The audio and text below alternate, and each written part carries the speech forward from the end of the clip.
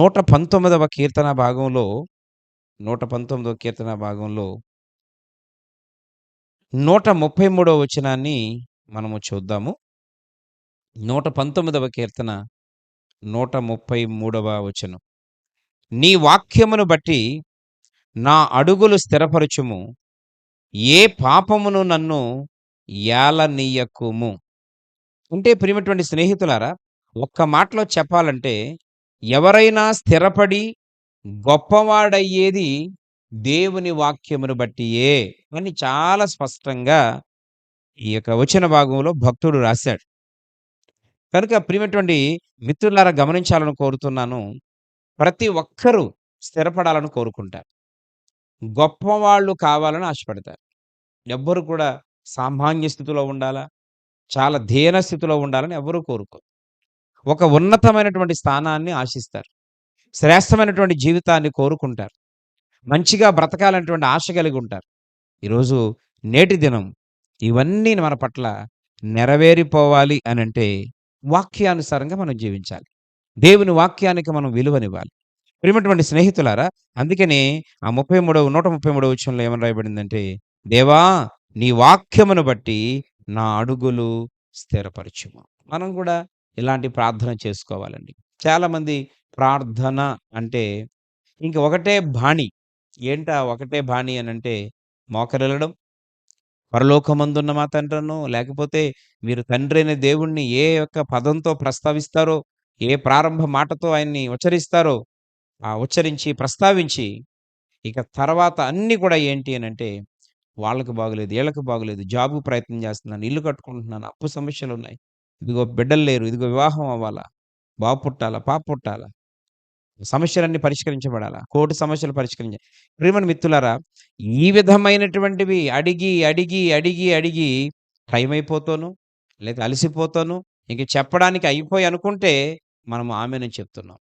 కానీ ప్రార్థనలో దేవునికి ఇష్టమైన అనుకూలమైనటువంటి భక్తి చేసేవారు ఎవరని ఆయన గుర్తిస్తాడు అనంటే, ప్రార్థన అనగా మన సమస్యలను, మన అవసరాలను చెప్పుకోవడమే ప్రార్థన కాదు. ప్రియ స్నేహితులారా, ఇక్కడ 119, 133లో ఆయన దేవుని సముఖములో విధేయతతో ప్రాధేయపడుతూ అంటున్న మాట ఏంటనంటే, నీ వాక్యమును బట్టి నా అడుగులు స్థిరపరచుము. దేవా, ఉద్యోగము చేత నన్ను స్థిరపరచని అనలేదు. వ్యాపారం వల్ల నన్ను స్థిరపరచండి అనలేదు. డబ్బు రీత్యా నన్ను స్థిరపరచండి అని అడగలేదు. ఈ లోకంలో సంతాన విషయంలో, కుటుంబ సభ్యుల విషయాల్లో గొప్పవారు కావాలి, ఆ విధంగా స్థిరపరచాలని ఆయన కోరుకోలేదు. ప్రియమైనటువంటి స్నేహితులారా, వాక్యమును బట్టి, వాక్యము ద్వారా మమ్ములను స్థిరపరచండి. కాబట్టి ఒక వ్యక్తి యొక్క జీవితాన్ని స్థిరపరిచేది దేవుని వాక్యమే.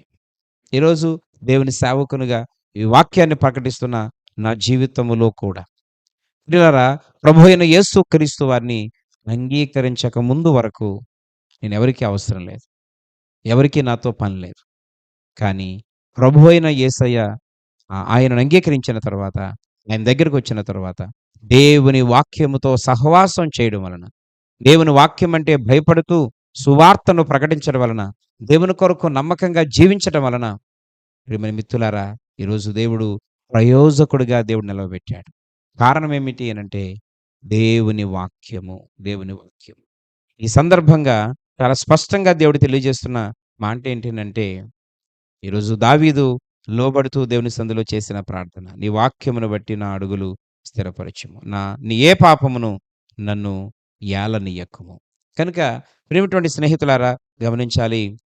గొప్పవాళ్ళం అవ్వాలనంటే, స్థిరపరచబడాలనంటే, ఆశీర్వాదకరంగా ఉండాలనంటే, ఇతరులకు ఇచ్చేవారిగా ఉండాలంటే, సహాయం చేసేవారిగా ఉండాలనంటే, ఖచ్చితంగా 100కి 100% దేవుని వాక్యమునకు లోబడాలి, వాక్యానుసారంగా జీవించాలి.